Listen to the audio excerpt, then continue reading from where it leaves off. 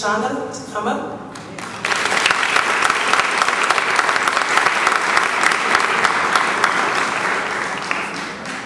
She's trying to high-five me. Start, good morning to everyone here. And yeah, I've known Cerise for a long time, and then not only that, but Tina's here and Keena's here, and we all went to Zion together. And so it feels somewhat like a little mini reunion, because as we continue through life, we've gone in our different directions, but certainly they're very impactful. I feel like I'm echoing. So I think first I want to say how inspired I am by what you said and by this idea of what a circle of influence is and can be. And we all have a role in it, whether we use it well or not, how we leverage it or not, is something that I'd like to talk a little bit about. The other thing about influence is this word for me that came up around confidence. And I want to challenge a little bit how we might think about that word. When I was sharing with Kim Brown this morning that, and Keena knows, and Tina knows, and Cerise knows that I was very quiet. Like I would talk with them, but outside of them I didn't really talk a lot. And very shy growing up, didn't really interact a lot at school. And I went here and failed a class, speech class, because I refused to get up and give the speech because I was just so uncomfortable with it, And so this was probably in '99 that I just did not want to do it. And so how I end up running for office is beyond me, right? Because it's all about speaking, it's all about cameras, it's all about putting yourself out there. And so, thinking about what happened along that journey, who encouraged me, where did I get that? And so, as one thing I've always been really connected to are issues around social justice. What's fair, what's not fair, right? My daughter's got it to the extreme, right? To 0.2 or 5 second power. And so trying to figure out how do you use your voice to influence change. Learning about women in the civil rights movement was inspirational to me. How you do little small acts that change lives in really big ways, whether or not it's the systems or policy or moving someone through prostitution or an abusive relationship. What happens in that?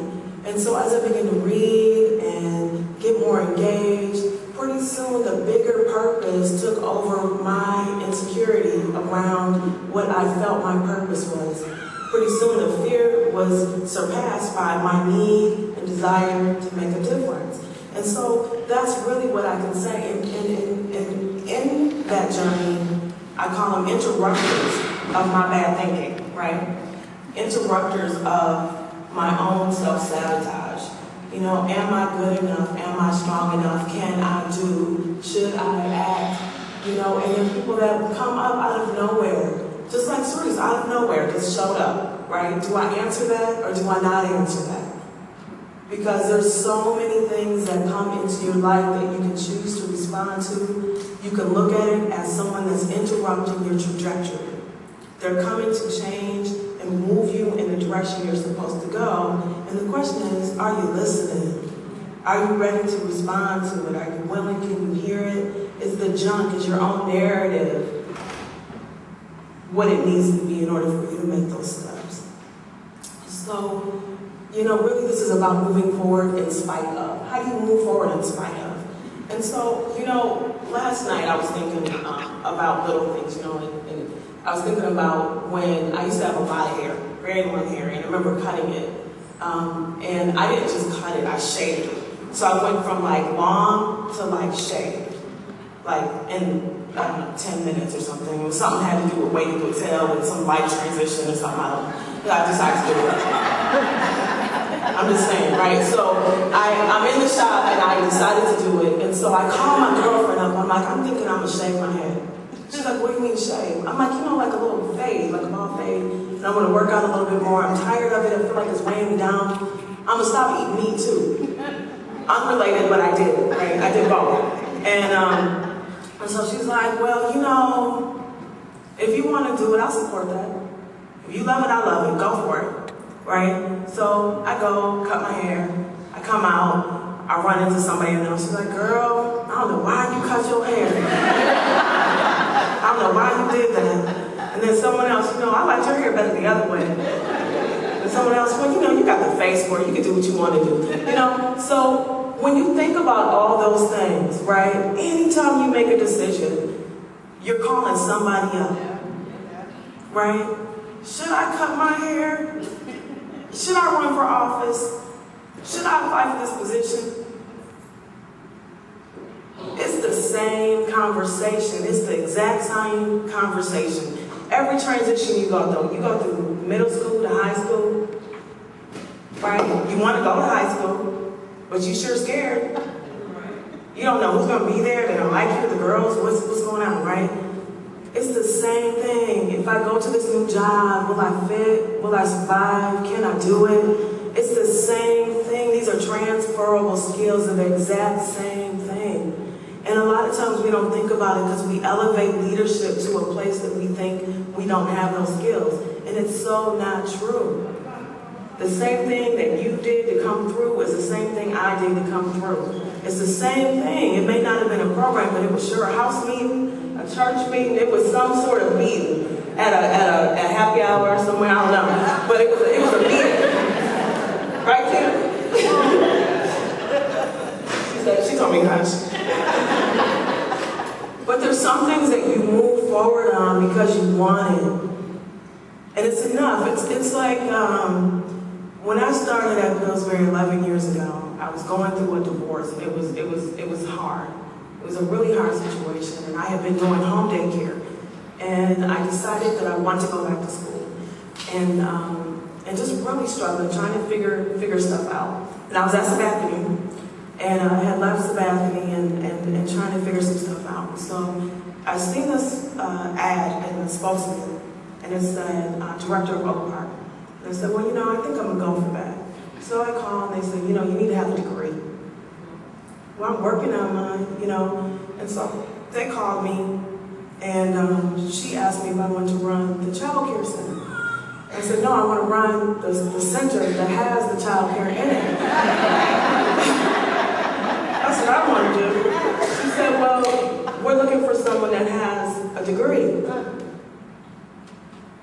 I thought you were looking for someone who could run the center. And that's what I can do. So it's up to you if you would like to interview me, because if you do, I can guarantee you I will be okay at it. I don't know where that came from. I got the phone, I was like, wow, look at me, right? It's amazing what some babies can do. I had to feed my babies. I had to feed those kids. And so I get there, and they, I got United Way reports. My supervisor was adopting a baby in Russia. She wasn't even there. And I called up my aunt Gladys, who was had ran some programs. And I'm like, Auntie, I got to do this budget. I got to write a budget. I got to do some stuff for United Way. I don't know what I'm doing. She said, come over here. I said, I get over there, I'm crying. I told them I knew what I was doing. I don't know what I'm doing. Can you help me? So she called up her friends. I'm like, we're going to help you. We sat up all night and got that report done. She did it again the next year for me. And now I can do it for myself, and I'm helping other people do that because I had it. I didn't know I had it. And actually, I didn't have it. I had it, but I didn't have it. What I had were people in my life who had it and believed in me. And I knew that I needed to ask. And that's a problem with a lot of us, is that we're unwilling to ask, because somehow asking the question or saying I need help is some symbol of I'm not good enough, I don't have it. It's not that. It's not that, because the most successful people ask for help all the time. I need your help, I need some money, I need some purses, I need. It's okay to say that, get comfortable with the language, it's okay to ask. When I think about what circle of influence means and what level, so there's relationships I've had. I've known Ceresa's birth. We got pictures of the little baby seats next to each other. We won't show those today. But, so I haven't talked to her in years, but certainly kept up with what she was doing. So here she's asking, we've influenced each other's lives over time. Her mom, Ms. Barbara, has influenced my life over time. Her father, teaching, education. I know these things because of the people that have been around me.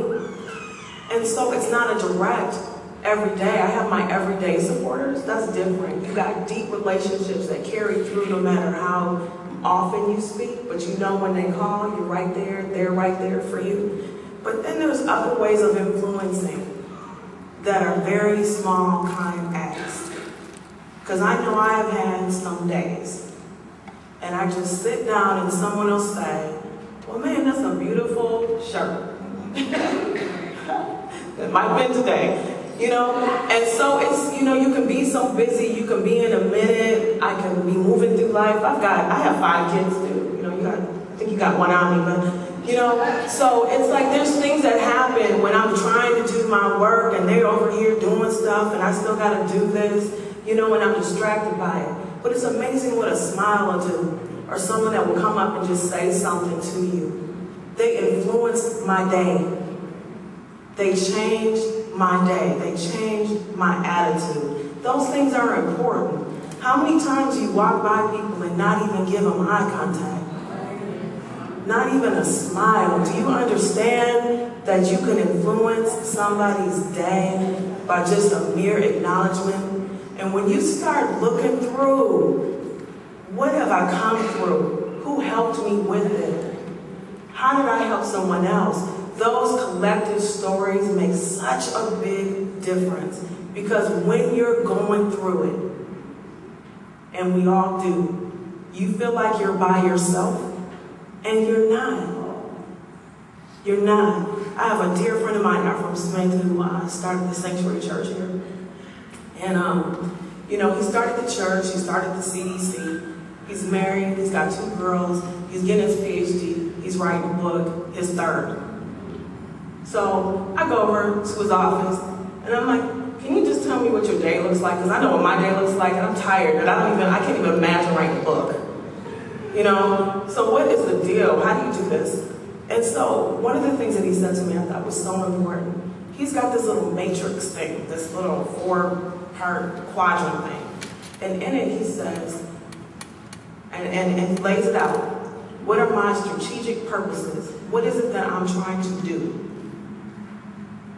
What am I responsible to do? And he writes them out. Which of the 2 am I going to concentrate on this week? And who's going to help me get it done? Who and the what? Right? So he'll write down my wife, my kids, my deacons, and he makes a list of everybody that helps him along that way. And he says he does it because sometimes it feels insurmountable, and just simply making the list helps calm him down. What a good practice. He does that every Monday. He got a 3-ring binder. I'm not, that might be you and Wanda, the OCD thing. I don't do that. But I think it's a really good idea. I can't do that. But it makes so much sense to me because it's my mother, it's the people that watch my children. It's my staff, it's my administrative assistant that makes me more accessible. It's those things. And so when you start listing those things out, it does help ease kind of the burden of, I got so much to do. Because it becomes more of a we. So I just want to say those things. So when, to lay out a few things around leadership language, just talking about influence from a real technical standpoint, learning how to use your language. What is your brand? How do you see the world? What is your worldview? Where are your blind spots? How do you articulate your message? These things are really important, and it's a continuous thing. As you grow and move, you have to stay reading and talking and exploring at your pace, but make sure you have a pace. Because some people don't have a pace. They're just stuck, and they're unwilling to move because they can't hear the people that are around them trying to move. We've all had friends like that. Look, I've been talking to you about the same thing for I don't know how long, so when you're ready to really hear it, let me know. and I'm here. And sometimes they call, sometimes they don't. Don't be one of them people. So if you hear that message, you better be reflective and think about what is it, why am I stuck, what am I scared of? Because everybody in this room has been through something that everybody in this room is going through now. That's the beauty of these things. That's the beauty of it, right? Because you know that you're not surviving something that no one else has. There's a thing about saying no that women also struggle with. And it's like, I can't right now because. And every time I do that, they say, well, can you do it in June? And I'm like, why did I just say no? Why did I say no? I gave myself an out, and now they can come back and ask. And I was talking with a friend of mine from Target, and we were talking through something, and we said, you know, we need to have a strategic yes and a thoughtful no. It needs both. It needs to be a win-win, a good. And you have to think about that way. A strategic yes. Where am I trying to go, and does this make sense? It either does or it does not. It either is a yes or a no in that frame. It's a strategic yes and a thoughtful no. That has made it so much easier to think about because it's not about them, but it's about more than them, and it's about more than you. And taking on too much can have you be stuck because now you don't know where to focus, so you don't get what you were here to do done. So when you think about it beyond yourself and beyond that person, it's the thoughtful no that makes it easier to say. And so I thought that was a key lightning bulb for me and us when we were talking. This whole thing of being self-aware and knowing what you're good at. And so, you know, I was a reader, just a bookworm, and a little bit more reserved. And I would always say, you know, I'm a little bit of an introvert. And I am, right? I am. And so people would say, you know, well, you know, you go and you speak to people and you don't seem to be really shy. So there was a moment where I'm like, why does everybody think introverts are shy? What's the opposite of shy? Not, you know, what's the lack of confidence? You know, I mean, so I was collapsing those titles myself and realized that the reflective aspect of myself, my ability to kind of pause and be quiet in things was actually a strength. And I had looked at it for many years as though I had to compete with the extroverts. You know, I'm not going in the room and I'm not like the light, you know, like I'm in the back observing. You know, like, oh, look at them, I wish I could, you know. And so I had to get okay with who I am because until you can be your authentic self, you're going to be in turmoil.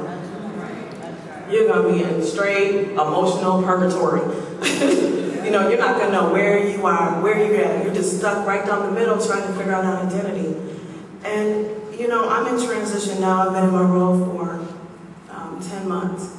And so our organization is about 120 years old. I'm the first woman, first person of color to run the organization. And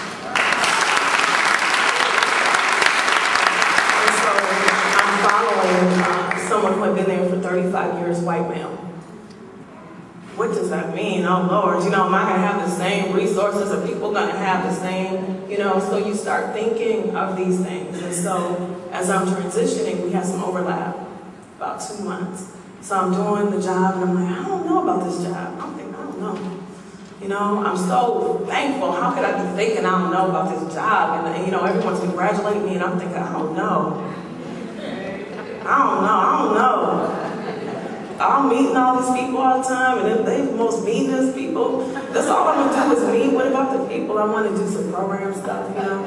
And again, somebody comes, Brian Heron from Zion, and he said, you know, I've been thinking about you, sister, and I'm preaching now. I took over for Daddy at the church, and you know, he was a pastor for so many years. He said it took me a while to realize I'm Brian. I'm not Curtis, right? I have to do it my way. And I just want to tell you, when you follow someone who's like a legacy in something, you have to figure out who you are in it. And literally walking down Broadway, Brian comes out the store, he says it to me, and it's like, see, I've been following my predecessor around, going to the meetings he went to, talking to the people he talked to, the same way he talked to them. I know better. I know better. Because they didn't hire me to be him. They hired me to be me. It took me 35, 40 days, to kind of realize that. And and it's like, and I felt like uncomfortable with me being uncomfortable. And it was another lesson for me, because when you are uncomfortable, it means you are growing, right? It means that there is a point of discomfort that you will remember, and then pretty soon it's not there. And that's growth. That's growth. It's when I was doing government relations, and I don't know, Natalie kind of had this down, but I started going over to the Capitol. I'm like, I came home, I'm like, these people got jokes. I don't know. I don't even know what they're talking about half the time. They're talking about all this political stuff. And I thought I knew policy, right? I knew one policy, and I knew a few people. But I'm like, I don't even understand these jokes. I don't even know what these statues are, right? And I'm sitting here trying to look like I'm on top of it. I'm like, this is bad. This is real bad. I don't know how I'm going to come through this. And so, I was down in Houston visiting my girlfriend, Deidre Baker, and who also went to Zion, who's also a key influencer in my life. And I met with her, and she was down there with her in-laws, and he said, good for you. You're there, you don't know nothing. I'm so proud of you.